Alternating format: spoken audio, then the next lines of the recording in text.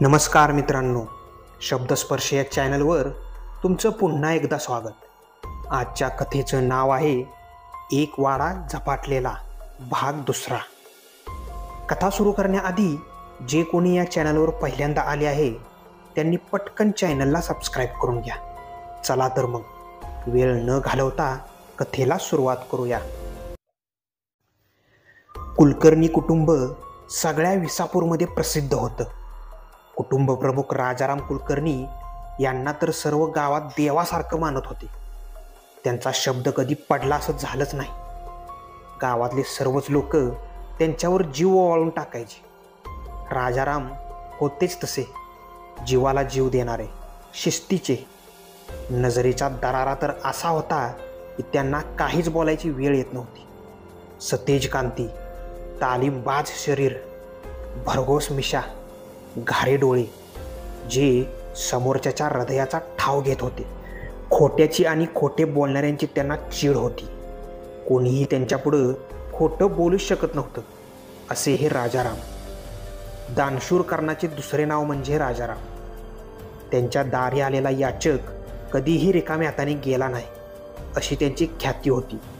त्यांच्या पत्नी सीताबाई म्हणजे साक्षात सीतामाईच.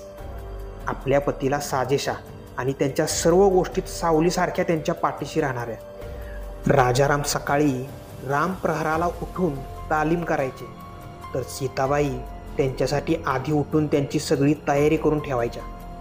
तालीम झाल्यावर राजाराम गोठ्यात जाऊन त्यांच्या लाडक्या गाईचे धारोष्ण दूध प्यायचे. तीही त्यांची वाट पाहत असायची. सीताबाई आणि राजारामांशिवाय ती कोणालाही हात लावून देत नव्हती. मग राजारामराव आंघोळ करून देवपूजा करत असत. प्रभू श्रीराम हे त्यांचे आराध्य दैवत होते.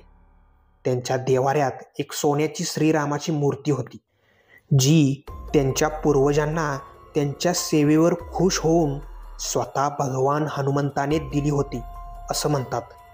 न्याहारी झाल्यावर राजारामराव शेतावर जात असत आणि मजुरांबरोबर स्वतःही शेतात राबत असत. सीताबाई स्वतःच्या हाताने आपल्या पतीचा आणि सर्व मजुरांचा स्वयंपाक बनवून आणत होती. संध्याकाळी राजारामराव लोकांशी संवाद साधून त्यांचे प्रश्न सोडवत असत. राजाराम यांना जसा गावात मान होता तसाच घरातही मान होता. त्यांना 5 धाकटे भाऊ होते. सर्वांचे विवाह झालेले होते. ते सर्वजण त्यांच्या मोठ्या वाड्यात राहत असत. त्या वाड्यापुढे एखादा राजमहल फिका पडल इतका तो वाडा दिमागदार होता. त्याच्यावर पुण्याईचे तेज झळकत होते. राजारामांचे सर्व भाऊ आणि त्यांच्या पत्नी राजाराम आणि सीताबाईंना आई वडिलांप्रमाणे मानत असत. सर्वजण सुखासमाधानाने राहत होते. फक्त दुःख इतकंच होतं की राजाराम आणि सीताबाई यांच्या पोटी अपत्य नव्हतं. त्यामुळे सीताबाई दुःखी असायच्या, परंतु त्या आपले दुःख दाखवत नसत. एकांतात राजारामांना त्यांचे दुःख जाणवत असे. अगं काय झालं, आपल्याला अपत्य नाही तर? माझ्या 5ही भावांना तू मुलाप्रमाणे प्रेम दिलंस, तेही तुला आई मानतात. अगं आता तीच आपली मुलं. राजाराम आपल्या पत्नीला समजावत. त्याही डोळ्यातले पाणी पुसून पतीकडे पाहून हसत. पण शेवटी स्त्रीचं काळीज पुरुषाला काय समजणार. राजाराम रामनवमीचा उत्सव मोठ्या थाटामाटात करत असत. रामनवमीच्या आधी 8 दिवस आणि रामनवमीच्या दिवशी गावात कोणाच्याही घरात चूल पेटत नव्हती, असे त्यांचे आदेशच असायचे. वाड्यावर दिवस रात्र जेवणाच्या पंक्ती उठत. गरिबांना अन्न वस्त्राचे दान होई. सर्वच जण भरल्या जोडीने भरभरून आशीर्वाद देऊन जात. इतर वेळीही त्यांच्या दारी येणाऱ्या याचकांसाठी घंटा ठेवलेली होती. ती वाजवून याचक राजारामरावांना बोलावू शकत होते. अशाच एका रामनवमीच्या उत्सवाचा शेवटचा दिवस होता. सर्व लोक जेवून गेले. रात्र झाली होती. घरातल्या स्त्रिया आवराआवर करत होत्या. वाड्याचे दरवाजे बंद झाले.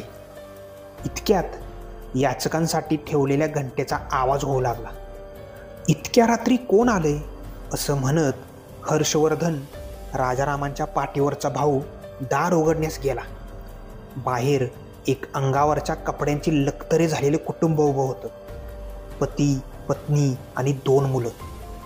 काळोखात हर्षवर्धनला इतकंच दिसलं. त्यांना तिथेच थांबायला सांगितलं. इतक्यात राजारामरावही तिथे आले. त्यांनी कंदिलाच्या उजेडात त्या स्त्रीचा चेहरा बघताच त्यांचा चेहरा संतापाने लाल झाला. आल्या पावलीत चालती हो, तुझी माझ्या दारात यायची हिंमत कशी झाली? कुळबुडवे, आत्ताच्या आत्ता तुझं काळं तोंड घेऊन निघून जा.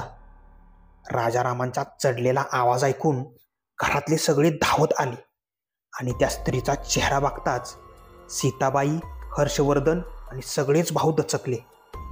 ती पार्वती होती. पार्वती त्यांची सगळ्यात मोठी बहीण, जिने त्यांच्या आईवडिलांच्या मनाविरुद्ध एका मांत्रिकाशी पळून जाऊन लग्न केलं होतं. त्या धक्क्याने त्यांच्या आईवडिलांनी प्राण सोडले होते आणि आता तीच आपला नवरा आणि 2 मुलांना घेऊन हीन दीन अवस्थेत त्यांच्या दारात उभी होती. राजाराम चिडलेले दिसताच ती हात जोडून म्हणाली, मला माफ कर राजा, खरंच माफ कर. आजच्या दिवशी मी याचक म्हणून तुझ्या दारात उभी आहे. माझ्या पतीलाही त्यांनी केलेल्या वाईट कृत्यांचा पश्चाताप झालाय. आम्ही आता चांगल्या मार्गाने जगायचं ठरवलंय. आम्हाला तुझ्या मदतीची गरज आहे. आम्हाला आश्रय दे. मी वचन देते की आमच्यामुळं तुला कोणाचाही त्रास होणार नाही. मी आणि माझ्या मुलांनी कुठं जायचं? तू सगळ्या गावाचा आश्रयदाता आहेस. आमच्यावर उपकार कर. आमचे अपराध पोटात घाल. आम्ही आश्रितासारखे एका कोपऱ्यात पडून राहू. आम्हाला खरंच माफ कर. तुम्ही सांगाल ती कामं मी करायला तयार आहे. तुम्ही पायातलं वाहन काढून मारा, पण आम्हाला माफ करा. पार्वतीचा नवरा महंत गायावाया करत होता. राजाराम काहीच बोललं नाही. हे पाहून त्यांचा 3रा भाऊ राघव बोलला, दादा घेणा ठेवून हिला. अरे त्या ताईच्या 2 मुलांकडे बघ, त्यांना घेऊन ती कुठं जाईल? राजाराम म्हणाले, राघवा, अरे तू भोळा आहेस. हिच्या अश्रूंना फसू नकोस. ही अवदसा घरात घेतली तर घराचा सत्यानाश करेल. मग सीताबाईच बोलल्या, अहो मी काय म्हणते, राहू दे काही दिवस ताईंना, मग बघू काय करायचं ते. त्यांची अवस्था तर बघा. मला नाही वाटत ते काही दुष्ट हेतूने आले असतील. राजारामांनी अनिश्चितपणे हात झटकले आणि दारातून बाजूला झाले. पार्वतीने वाड्यात पाऊल टाकले आणि वाड्याचा विनाश वाड्यात आला. सुरुवातीला पार्वती खूपच दीनवाणेपणाने आश्रितासारखी वाड्यात वावरत होती. तिचा नवरा आणि मुलं शेतावर राबत होती. नंतर मात्र हळूहळू पार्वतीने आपल्या लहान भावांच्या बायकांना सीताबाई विरुद्ध भडकवण्यास सुरुवात केली. पार्वती दिसायला देखणी होती. गारे डोळे, मध्यम उंची आणि पायापर्यंत लांब केस. कपाळावरच्या मोठ्या कुंकवाने तिच्या सौंदर्यात भर पडत होती. त्यामुळे सर्वांवर तिचा प्रभाव पटकन पडत असे. तसाच तो तिच्या भावजयांवर पडला. सीताबाई काहीतरी करते ज्यामुळे कोणालाही मूल होत नाही. सीताबाईच्या 4ही जावा त्यांनाही मूल होत नव्हतं. हळूहळू त्यांना पार्वतीनं ताब्यात घेतलं. त्या तिचं ऐकू लागल्या. मग एक दिवस अचानक सीताबाईंना दिवस गेल्याचे सगळ्यांना समजलं. राजारामरावाचा तर आनंदाला पारावरच राहिला नाही. सर्व गावच आनंदला. या गोष्टीचा फायदा पार्वती आणि तिच्या पतीनं घेतला. राजारामांच्या 5ही भावांना आता तुम्हाला कोणी विचारणार नाही. वाड्याला वारस आल्यावर तुम्हाला लाथ मारून बाहेर काढणार, असं त्यांच्या मनात भरवायला सुरुवात केली. सर्व भाऊ पूर्णपणे महंताच्या कयात गेले होते. मग हळूहळू महंताने राजारामांच्या खाण्यात त्यांच्या नकळत एक भस्म घालायला सुरुवात केली, ज्याने इकडे राजारामांची तब्येत ढासळू लागली. शारीरिक दुखण्यापेक्षा त्यांना आपले भाव दुरावले हे दुःख जास्त होतं. त्यात त्यांची लाडकी गाय कपिला एक दिवस अचानक मृत्युमुखी पडली. राजाराम खचले. मग एक दिवस ते देवाऱ्यात बसले. समोर श्रीरामाची देखणी मूर्ती होती. त्याला हात जोडून म्हणाले, देवा, आजपर्यंत तुम्ही माझे मुलाप्रमाणे पालन केलं, मग आता हे संकट का पाठवलं? मला मृत्यूचे भय नाही, परंतु ज्यांना माझ्या मुलाप्रमाणे वाढवलं ते माझे भाऊ वाईट मार्गाला जात आहेत. फक्त आपत्य नाही, मालमत्तेसाठी. देवा, माझ्या मागं तुझीही पूजा होईल असं मला वाटत नाही. महंतचे आणि पार्वतीचे पापी हात तुझ्यापर्यंत पोचू नयेत असं वाटतंय मला. माझ्या घराण्याच्या पूर्वापार चालत आलेल्या मौल्यवान वस्तू, दागिने हे त्यांच्या हाती लागू नयेत. त्यांचे मोल आज घडीला जास्त आहे म्हणून नाही, तर त्या माझ्या पूर्वजांच्या पुन्हाईच्या खुणा आहेत. मी त्या काही झालं तरी त्यांना मिळू देणार नाही. देवा मार्ग दाखव. राजाराम शांतपणे डोळे मिटून बसले होते. इतक्यात एक आवाज त्यांच्या मनात घुमला.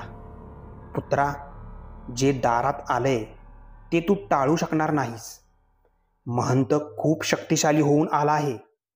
त्याला भूत, पिशाच्च, खवीस, वेताळ सगळे वश आहेत. त्याला हा वाडा त्याच्या वाईट कर्मांसाठी हवा आहे, कारण हा वाडा वास्तुशास्त्रानुसार बांधला गेला आहे. जर यात पुण्यकर्म झाली तर यासारखी शुभ जागा नाही. या उलट या जागी जर वाईट शक्तीची आराधना केली तर त्याला त्याही प्रसन्न होतील. त्यासाठी या वाड्यासारखी चांगली जागा नाही, म्हणून तो इथे आला आहे. त्यांनी त्यांच्या मंत्रांनी माझ्या शक्ती या देवघरापुरत्या बांधून ठेवल्या आहेत. माझी इच्छा असूनही मी तुझी मदत करू शकत नाही. तुझ्या होणाऱ्या वारसाला वाचव, इथून दूर पाठवून दे. माझ्या वाड्याभोवती रामरक्षेचं रिंगण बनव, म्हणजे या वाईट शक्ती मोकाट सुटून गावकऱ्यांचा जीव घेणार नाहीत. माझ्या या मूर्तीने मातीत रिंगण काढ आणि मग माझी मूर्ती सर्व मौल्यवान वस्तूंबरोबर मी सांगतो त्या जागी लपव. तुझ्याच वंशातील एक तरुण एक दिवस येईल आणि या वाड्याला शापमुक्त करेल. त्याच दिवशी राजारामांनी सीताबाईंना घेऊन त्यांच्या कुलदेवीच्या दर्शनाला जाणार असं जाहीर केलं. या अवस्थेत त्यांना नेणं योग्य नाही हे पार्वतीने परोपरीने समजावलं, परंतु राजाराम कोणाचंच ऐकण्यास तयार नव्हते. त्यांनी पार्वतीलाही बरोबर यायला सांगितलं. त्यांना माहीत होतं की ती देवळात पाऊल टाकणार नाही. मग त्यांनी पार्वतीची देखभाल करणारी सुषमा आणि रमा या दोघींना बरोबर घेतलं. सुभानगड्याला बैलगाडीत झुंपायला सांगितली. रामाची मूर्ती सोबत घेऊन ते निघाले. त्यांनी सीताबाईंना एका गुप्त जागी पाठवलं. त्यांनी रात्री परत येऊन रामरक्षेचे रिंगण घराभोवती काढले. गुप्त दरवाजाने आत येऊन सर्व मौल्यवान गोष्टी आणि श्रीरामाची मूर्ती त्यांनी आदेश झालेल्या जागी लपवली. मग दुसऱ्या दिवशी ते वाड्यात आले. तोपर्यंत महंतला काय झाले याचा अंदाजही आला नव्हता. त्यांनी राजारामांना सीताबाईंच्या ठावठिकाणा विचारण्यास खूप प्रयत्न केला, कारण येणारा वारस त्याचा सर्वनाश करू शकत होता. तसेच देवाऱ्यातली श्रीरामाची मूर्तीही दिसत नव्हती. महंत खूप चिडला.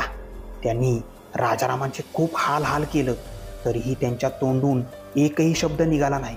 त्यांचे भाऊ त्यांना हाल होऊन मरताना पाहत होते. आता ते काहीही करू शकत नव्हते. शेवटी राजारामांनी प्राण सोडला. एक एक करत 5ही भाऊ मारले गेले. त्यांच्या बायकांचे बळी दिले गेले. एकीच्याही प्रेताचे दाह संस्कार झाले नाही. मरणानंतर त्यांच्या आत्म्यांना महंतने गुलाम बनवून ठेवलं. आपल्या सर्व शक्ती वापरूनही तो त्या जवाहिराचा आणि रामाच्या मूर्तीचा ठाव ठिकाणा शोधू शकला नाही. सीताबाई जणू हवेत विरून गेल्यासारख्या नाहीशा झाल्या. त्या वाड्यात रामाची मूर्ती कुठे आहे, तो वाडा कसा शापमुक्त होईल, हे सर्व रहस्य राजारामांनी लिहून सीताबाईबरोबर दिलं होतं. जर त्यांनी मुलाला जन्म दिला असेल तर एक ना दिवस येऊन कोणीतरी या वाड्याला त्या भयानक शापातून मुक्त करेल. सुमनताई पुढे बसलेले कुलकर्णी मान खाली घालून सांगत होते. सुमनताई मंगलला वाचवायला पुढे जात असताना अचानक मागून कुलकर्णी आले होते. त्यांनी आरशापुढे बसलेल्या पार्वतीवर रामाचा अंगारा टाकला होता. पार्वती किंचाळून नाहीशी झाली. सुमनताई मंगलला उचलून घरी घेऊन आल्या. त्यांच्याबरोबर कुलकर्णीही आले आणि त्यांनी सर्व कथा सुमनताई आणि शशिकांतरावांना सांगितली. त्यांनी तातडीनं कुटुंब महाडला हलवलं. शशिकांतरावाचे मित्र राहत असलेल्या चाळीत जागा रिकामी झाली होती. भाडेही कमी होते. मग शशिकांतराव आणि सुमनताई राहिलेले भाडे द्यायला कुलकर्णींकडे आले. दारातच थांबले. त्यांना वाड्यात जायची इच्छाच नव्हती. तिकडेच त्यांनी मालकांना हाक मारून बोलावलं. तेव्हा त्यांनी विचारलं, जर तुम्ही म्हणता की तुमच्या कुळातले सर्वजण मरून गेले, सीताबाई आणि त्यांच्या मुलाचा पत्ता लागला नाही, हो ना, मग तुम्ही कोण आहात? आणि या वाड्यात तांबे दामले ही कुटुंबे कशी राहतात? तुम्हाला अजून कळलं नाही? या वाड्यातील एकही माणूस जिवंत नाही. पार्वती आणि महंत स्वतःला त्या वाड्याचे मालक समजतात, म्हणून ते इथे कोणालाही टिकून देत नाहीत. मी राघव, राजारामांचा भाऊ, मलाही त्या महंताने मारलं. माझा आत्मा या वाड्यातच भटकत आहे. महंतने एक अघोरी यज्ञ आरंभला, त्यात चूक झाल्यामुळे त्याचे सर्व कुटुंब त्याला बळी गेले आणि या वाड्यात आमच्याबरोबर कैद होऊन पडले. आमच्यात फक्त राजाराम दादाला मुक्ती मिळाली. मंगलसाठी वापरलेला अंगाराही मला देवाऱ्यात सापडला, ज्यामुळे मी महंत आणि पार्वतीच्या आत्म्याला दूर ठेवू शकलो. तांबे आणि दामले कुटुंब एकेकाळी या वाड्यात राहत होते. त्यांनाही पार्वतीनं मारलं. फक्त तुम्ही श्रीरामाची पूजा करून रामरक्षा म्हणत होता, त्यामुळे तुम्हाला कोणीच काही करू शकलं नाही. जेव्हा या वाड्याचा वारस येऊन प्रभू श्रीरामाची मूर्ती तिच्या जागेवर ठेवेल आणि तिची पूजा करेल, तेव्हा आम्ही सर्व या बंधनातून मुक्त होऊ आणि आम्हाला मुक्ती मिळेल. सुमनताईच्या अंगावर सर्रकन काटा आला. त्यांना आपल्या नवऱ्यामागे दिसणारी 12 फुटी आकृती आठवली. तो नक्कीच महंत असणार. देवाच्या कृपेने आपण या संकटातून सुटलो, असं बोलत ते दोघं आपल्या नवीन जागेत निघून गेले आणि तो वाडा राहिला तसाच, आपल्या वारसाची वाट पाहत.